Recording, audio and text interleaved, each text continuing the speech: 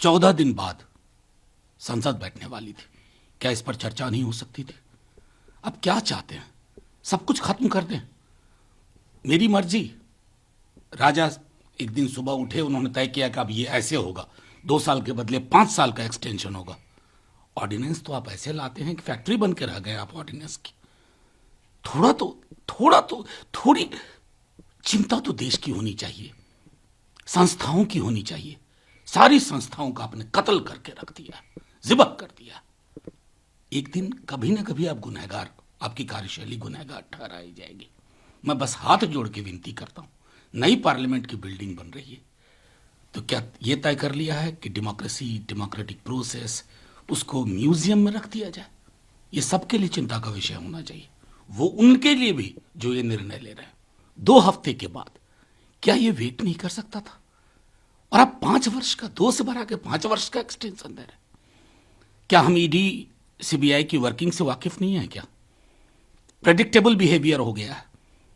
जो मुखर स्वर में कहीं बोलेगा उसके दरवाजे पे दस्तक होगी ईडी की, सीबीआई की। तो ये जो आप कर रहे हैं, एक ऐसी रवायत आप स्टैब्लिश कर रहे हैं, स्थापित कर रहे हैं, जो एक दिन आपको भी दिक्कत करेगी, बहुत दिक्कत करेगी। पॉलिटिसाइजेशन से बचना चाहिए था। आज हमने तमाम इंपॉर्टेंट इंस्टीट्यूशन को राजनीतिक रंग में रंग के रख दिया, गाढ़े रंग में। शांत क्षेत्र माना जाता रहा है। मधुबनी में एक आरटीआई एक्टिविस्ट और पत्रकार का शव जिस प्रकार मिला, ये कितना बड़ा सवाल खड़ा करता है। देखिए, मैं समझता हूं कि बिहार एक व्यापक चिंता का विषय हो चला है।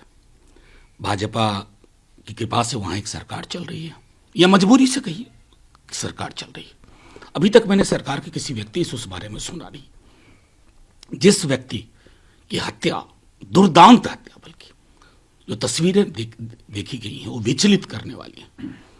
शायद गुनाह ये था कि वो आरटीआई के माध्यम से एक नेक्सस को एक्सपोज कर रहे थे। तो बिहार में तो आप आए दिन, बावजूद इसके कि वहाँ, माफ़ी के साथ कहूँ कि वहाँ के अखबारों पर बड़ा नियंत्रण है हमारे माननीय मुख्यमंत्री जी का, लेकिन ये सोशल मीडिया का दौर है, ये मीडिया का दौर है। ये खबरें आती हैं और ये चिंता होनी चाहिए। माननीय गवर्नर साहब को भी चिंता होनी चाहिए। नेता प्रतिपक्ष ने आज ही प्रेस कॉन्फ्रेंस करके कहा, क्या जंगल राज की आप उपमा देते थे? इसको क्या कहें? इसको महा महा महा महा जंगल राज भी कहेंगे ना तो कम होगा। जरा उस परिवार से जाके पूछिएगा, और ऐसे अनगिनत परिवार हैं पूरे बिहार में, हर अलग अलग इलाकों में। दूसरा सभा में और वो मंत्री भी हैं, सरसी पूर्णिया जिला में जो जगह है, सरसी में पिंटू सिंह की हत्या की जाती है, जिस पर सवाल खड़े हो रहे हैं मंत्री जी पर। हालांकि मंत्री ने सीधे निशाना leader of opposition Tejashwi Yadav की तरफ मोड़ दिया है शक्ति मलिक हत्याकांड को लेकर। देखिए, मैं तो सीधा सा कहता हूं कि आप कब तक तेजस्वी यादव जी को नेता प्रतिपक्ष को निशाने पे लेते रहिएगा? यहां तो आपकी करतूत जग जाहिर है। और दुख की बात है कि कोई एजेंसी क्लीन चिट नहीं दे रही है। खुद उनके राष्ट्रीय अध्यक्ष कहते हैं कि नहीं, उनका कोई इन्वॉल्वमेंट है। जांच तो होने दीजिए पहले। निष्पक्ष जांच कैसे होगी? अगर कोई व्यक्ति मंत्री पद पर बैठा हो और उन पर आरोप लग रहे हों तो जांच हो जाएगी, निष्पक्ष वो भी। और मैं तो कहता हूं, माननीय मुख्यमंत्री जी, राजनीति में पद के लिए इतना भी मत अपने आप को खत्म कर लीजिए ना कि बाद में बिखराव में चुनना मुश्किल हो जाए। जो शांति और अहिंसा के लिए जाना जाता है, उस गया में नक्सलियों ने जिस तरीके से एक परिवार को खत्म कर दिया, फांसी पर लटका दिया, ये कितनी बड़ी चुनौती है? नहीं, अब मैं आपके माध्यम से ये कहूं, आपने मुझे 3 इलाके, और 3 अलग भौगोलिक इलाके हैं, मधुबनी, पूर्णिया, गया, ये पूरे बिहार की स्थिति बयान कर रहे हैं। पूरे बिहार में कानून व्यवस्था नाम की कोई चीज नहीं है। जहरीली शराब वाला कांड उधर हो रहा था, इधर आप ये गया में देख लीजिए, उधर पूर्णिया में देख लीजिए, फिर मधुबनी देख लीजिए। कोई सरकार है? और मैं तो कहूंगा कि मैंने पहले भी कहा, दोहरा रहा हूं कि गवर्नर साहब के लिए यह माकूल वक्त है, फिट केस है। कहिए कि सरकार अक्षम है, नहीं चला सकती, इतना तो करना होगा।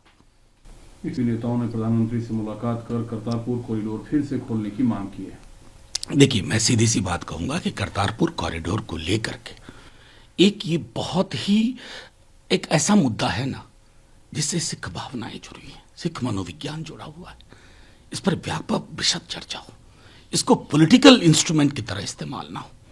उसको खोलने में बहुत नेताओं की भी भूमिका रही।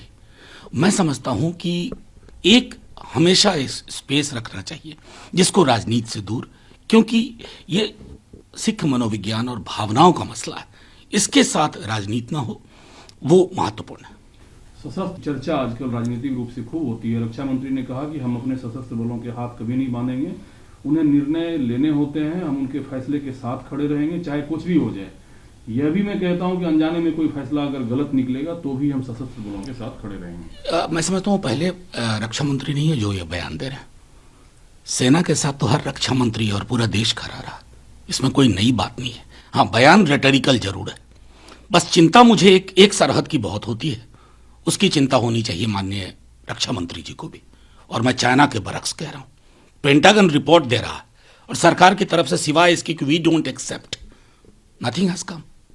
ये चिंता का विषय होना चाहिए रक्षा मंत्री जी के लिए। एक सवाल उन्होंने इजराइल और अमेरिका के बारे में कहता था, यही दो देश आतंकवाद से लड़ सकता है, लेकिन अब तीसरा मुल्क इंडिया है जिसके बारे में दुनिया ये कहती है कि भारत भी आतंकवाद से लड़ सकता है। ये कौन से दौर में कही जाती थी? सिर्फ अमेरिका और इजराइल और इंडिया को नहीं कहा जाता था, और अचानक 7 साल में क्या बदलाव हुआ जो पहले नहीं हुआ? ये अपनी पीठ थपथपाने से पहले आंकड़े भी देख लेने चाहिए। ये जो सेल्फ प्रेज वाली चीज है ना, दूसरों को कहने दीजिए, खुद सेल्फ प्रेज में मत जाइए इतना।